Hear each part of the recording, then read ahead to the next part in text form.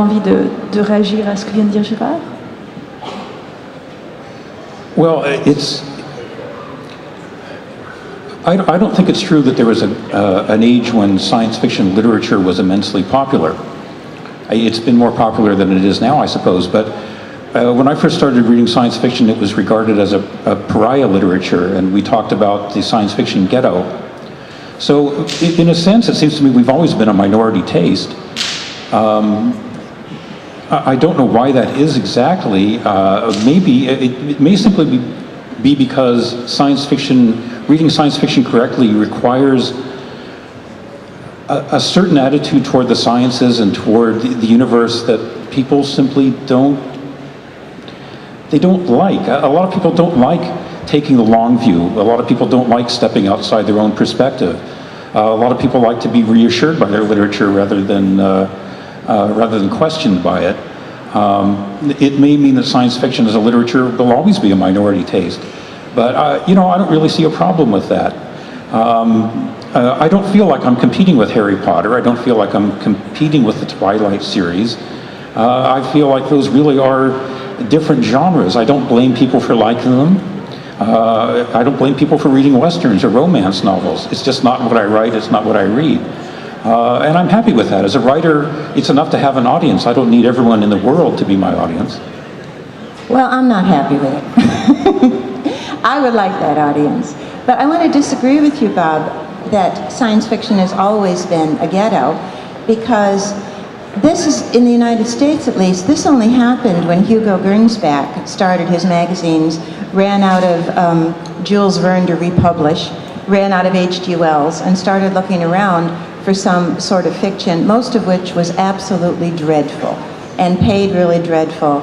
And when he started his magazine in 1926, that's what was available. But that was not the path in other countries. In England, 1984 and Brave New World and Clockwork Orange were not considered as separate kinds of novels. They were just brought out as regular publishing phenomena and regular novels. And there was not this kind of division between a science fiction novel. There is now, but there wasn't in England then, between a science fiction novel and a regular literary novel. That developed in the United States because of Hugo Gernsback and his really dreadful taste and what he could get for stories in his early publication. In the fiction of the 1930s, the science fiction of the 1930s in the United States, it was referred to as pulp fiction. Pulp being the kind of magazine which was printed on really cheap paper and was very inexpensive to buy.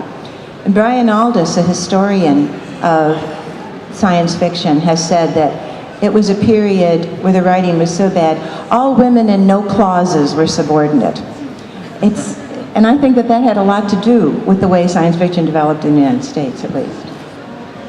Well, that's true, but you have to remember that the pulp literature was a literature of all genres.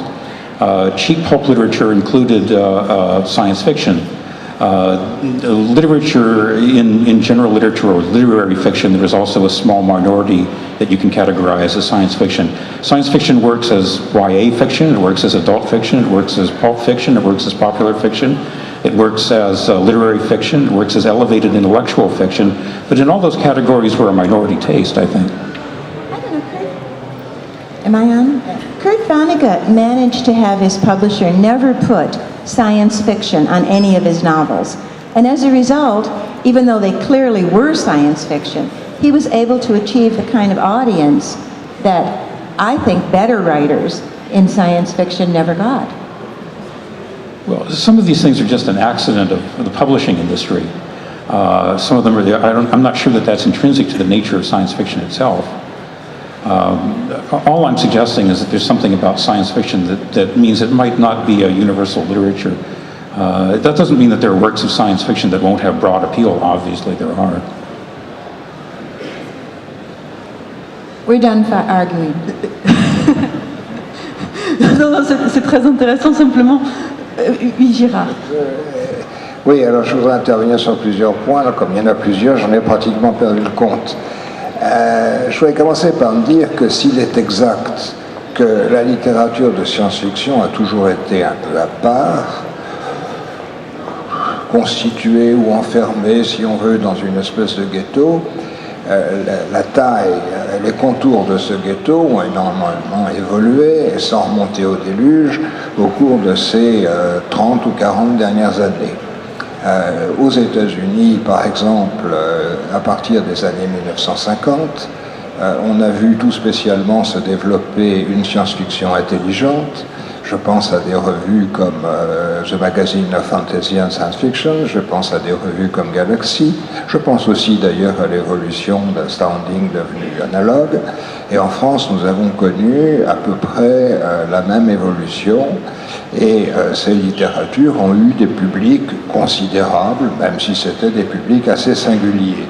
Ce dont je parlais, qui se passe, d'après mes chiffres, depuis une quinzaine d'années, c'est bel et bien un déclin. Alors peut-être s'agit-il toujours d'un ghetto, mais le ghetto, il est devenu tout petit. Bon, ça c'est quand même très inquiétant. D'autre part, il y a, même s'il ne s'agit pas de parler de concurrence, il y a bien eu, en particulier auprès des jeunes lecteurs et des jeunes lectrices, un phénomène de substitution. Sur le long terme, les jeunes lecteurs se sont reportés vers les genres dont je parlais tout à l'heure, c'est-à-dire la fantasy, et notamment la fantasy d'après Tolkien, et sur les histoires plus récemment de vampires, enfin, etc. Donc, il y a toujours eu, entre différentes formes littéraires, différents genres littéraires, des complémentarités, des concurrences. Ça, c'est pas original, mais là, il y a bien eu, et il y a bien en cours encore, une substitution. Et là, nous ne pouvons pas nous... Et alors, pourquoi est-ce qu'un jeune qui aurait lu, je prends le cas français que je connais le mieux, plutôt de la science-fiction dans les années 70, lit aujourd'hui plutôt des histoires de zombies, et si c'est une fille, presque certainement histoire de vampires. Il y a une question là. Et une analyse que vous feriez, ce serait le désenchantement de la technique. Ce serait le désenchantement de la technique. Je ne suis pas sûr que ça se pose en ces termes-là. Bon, ce que je perçois, c'est ce que disait tout à l'heure Wilson, un refus de l'avenir, qui est quelque chose d'ancien, mais qui s'est précisé ces 10 ou 15 ou 20 dernières années, et un refus de la science et de la technique. Bon, je pense, mais d'évider ma pensée là-dessus serait quand même quelque chose d'assez long, que dans les pays industrialisés, c'est-à-dire les États-Unis et l'Europe, pour faire simple, je ne peux pas parler du Japon parce que je n'en ai pas l'expérience, c'est fortement lié à la mondialisation. La mondialisation est un phénomène globalement très positif, probablement ce qui est arrivé de mieux depuis des siècles ou des milliers d'années à la planète et à l'espèce humaine, mais il faut bien dire que ça a bouché l'avenir de groupes sociaux, de classes sociales entières dans les pays industrialisés. Donc ils n'ont plus confiance dans l'avenir, et n'ayant plus confiance dans l'avenir, ils se reportent sur des mécanismes plus archaïques, néo-féodaux dans le cas de la fantaisie, fantastiques, enfin au sens premier du terme, dans le cas des histoires de vampires et de zombies. Alors après, on peut faire des analyses plus ou moins fines. Est-ce que le zombie, c'est l'étranger, enfin ça. Mais il y a une perte de confiance dans l'avenir que, par ailleurs, en tant que prospectiviste, je constate très souvent. Bon, éventuellement, effectivement, c'est quelque chose qu'on remarque, il y a eu un désenchantement d'une manière générale du progrès scientifique et technique. Peut-être aussi que la science-fiction a été récupérée par la réalité avec une espèce de bégaiement de l'histoire. On a déjà eu une crise de l'imaginaire science-fictionnel après Hiroshima, où on s'est retrouvé avec des textes extrêmement proches de ce qui était en train de se passer. On sait qu'on a eu une petite période où on a eu un épuisement, en fait, par réalisation de ce qui avait été prédit, et que on a effectivement une grande rupture de confiance au milieu du XXe siècle par rapport à la science. On a vraiment un changement de vision. Tout d'un coup, la science n'est plus une chose positive, c'est ce qui va a priori nous détruire à un moment. Ça n'a pas été complètement général, mais on a une vraie rupture à ce niveau-là en 1945. Et qui a été partiellement récupérée ensuite par l'idée de la science qui va pouvoir régénérer, justement sauver ces erreurs-là. Et on est passé entre les années 70, la fin de la guerre froide, et aujourd'hui, on est passé de 2 apocalypses annoncées. jusqu'aux années 70, jusqu'en les années 80, il y avait énormément de gens qui étaient persuadés que de toute façon nous allions mourir d'une guerre nucléaire, d'une manière ou autre. Ça, avec la fin de la guerre froide, ça s'est relativement éteint. Relativement. Aujourd'hui, on est persuadé qu'on va mourir d'une crise environnementale. Et il y a une chose, moi, qui me frappe dans le désenchantement de la technique, c'est une espèce de repli. C'est-à-dire qu'on a des images en ce moment, mais en ce moment, je veux dire tous les jours, on peut voir des images qui nous viennent de Mars, presque en direct. C'est quelque chose de complètement incroyable. C'est la réalisation fantasmée des rêves d'une génération précédente qui, a priori, n'intéresse que cette génération d'avant. Et quelques hurluberlus dans mon genre qui trouvent ça absolument fascinant. Mais là, ce qu'on a vécu récemment, c'est absolument extraordinaire. On est en train d'explorer Mars en direct. Et très simplement, je veux dire, j'ai dans la poche quelque chose qui, quand j'ai commencé l'informatique, correspondait à un supercalculateur. Aujourd'hui, j'ai ça dans la poche. J'ai un supercalculateur, je peux me connecter, et je peux me connecter au site de la NASA et avoir en direct des images qui viennent de Mars. Et effectivement, ça ne fait pas un bruit. A priori, tout le monde s'en fout. Et je pense effectivement il y a quelque chose de cet ordre-là qui a changé. Il y a eu une banalisation tellement de la technique, c'est pas quelque chose de magique. Et peut-être que là, pour le coup, le fait que pendant un moment, il y ait eu un imaginaire de la science-fiction qui, même si le genre littéraire restait quelque chose certainement de minoritaire et encore dans un ghetto, l'imaginaire de la science-fiction, lui, par contre, est devenu complètement quotidien. La crise environnementale, la mondialisation fait que n'importe qui pense à long terme. On sait aujourd'hui que ce qu'on fait a potentiellement un impact, mais qu'on n'arrive pas encore à voir tout de suite. Mais on sait que chacun d'entre nous a un impact qui éventuellement va se faire sentir à long terme, dans un demi-siècle, un siècle. Je sais quand je me lève le matin et je ne suis pas particulièrement intéressé par la prospective ou l'économie, que éventuellement ce que font les Chinois de l'autre côté de la planète pourrait très bien avoir un impact sur ce qui se passe ici. On fait aujourd'hui de la prospective, on a tendance à voir le monde à une échelle temporelle et géographique qui, il y a encore 20 ans, était encore l'apanage de la science-fiction uniquement. Aujourd'hui, c'est une manière de penser qui est presque banale, qui est presque quotidienne.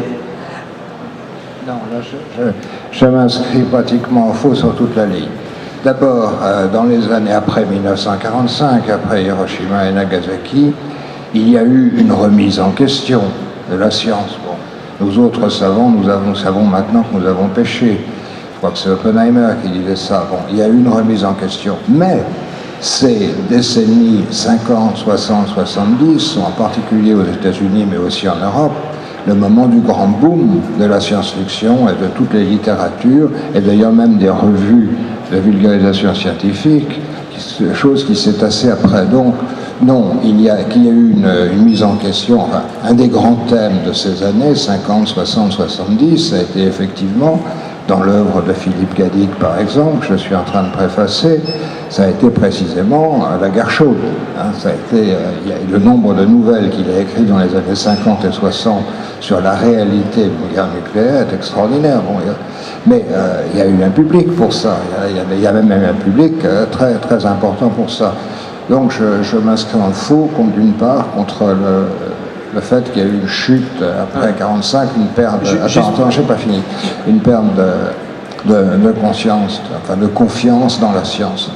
Et d'autre part, comme tu dis que la prospective, aujourd'hui, tout le monde s'y intéresse, tout le monde en fait, etc. Je m'inscris alors là doublement en faux, j'ai ma casquette de prospectiviste sur la tête, parce que jamais nous n'avons rencontré de telles difficultés, ici au moins, pour intéresser les milieux politiques et administratifs à ce genre de sujet. Ça fait 40 ans ou quelque chose comme ça que j'officie dans ce domaine. Ça a toujours été extrêmement difficile. L'avenir à plus de 5 ans, c'est-à-dire la durée d'un mandat électoral, n'intéresse personne dans ce milieu. Mais aujourd'hui, ça a pris des proportions cataclysmiques. En réalité, les écologistes en tête, tout le monde se fout éperdument de l'avenir de la planète. Nous sommes une poignée à savoir que ça va aller très mal. Non, mais pour en parler, comme ici, et faire des effets de manche, facile. Mais quand il s'agit de prendre la moindre décision, simplement au niveau d'un tout petit État comme la France, il n'y a plus personne. Bon. Donc, non, il y a cette disons que il y a 20 ou 30 ans, on arrivait encore à intéresser à des questions prospectives un certain nombre de bons esprits. Aujourd'hui, c'est pratiquement impossible. On vous donne un rapport à faire et puis basta. Il y a des tiroirs fermés à clé. Ah, j'ai eu peur qu'on soit d'accord à un moment. En fait, sur le coup, on est d'accord. Quand je parlais de la crise de l'imaginaire en science-fiction, en gros, il est 45 au début des années 50. Ça a été une crise assez limitée. Mais par contre, pour la prospective ou autre, je pense qu'on ne parle pas tout à fait de la même chose. Je veux dire un truc très simple. Moi qui viens de suivre, comme 2-3 personnes, je pense, sur la planète, les élections américaines, un des points, qui n'était pas un des points saillants du débat, mais un des points sous-jacents, c'est, croyez-vous ou non, que le réchauffement climatique est le résultat des actions humaines. C'est une manière de penser à 1-2 siècles en avance. Je ne suis pas sûr que ce soit si ancien. Alors après, que les politiques ou autres, qu'on n'ait pas forcément d'action concrète, mais dans la manière de concevoir ou d'inscrire son action politique ou la manière de se positionner par rapport au monde, il est aujourd'hui, de fait de la prégnance de ces problématiques-là, normal et tout à fait courant de se poser la question de est-ce que les choix que je fais en tant qu'être humain ou en tant que société sont pérennes? Est-ce que c'est durable? Est-ce que dans un siècle, ça va encore être comme ça? Et où va ma planète à long terme? Je pense que ce sont des questions courantes. Plus de 60% des Américains, je n'ai pas le chiffre exact à la décimale près en tête, mais plus de 60% des Américains récusent absolument l'idée que le réchauffement, s'il existe, et pire encore, s'il existe, qu'il est d'origine humaine. Ils y pensent donc. Je ne sais pas, je ne sais pas s'il y a une enquête. J'ai juste... Yeah, I'm afraid he's right. In the United States, we argue about these things. They're in the public eye, as you have said, but there is no consensus and there is no action being taken. We're aware of them. We talk about them. They come up in the election, but nothing is actually being done. And we have my country is so large and so fragmented and so strange that we have a sizable percentage of the population that still hasn't accepted evolution, let alone global warming. So, I mean, yeah, it's one thing to say we're looking at the future, but it's another to say we're actually going to do anything about it. And so far, I would have to agree with you that I don't see a lot of action aimed very long term, except by small determined groups. And we're glad to have small determined groups that are willing to do this, but it's not enough.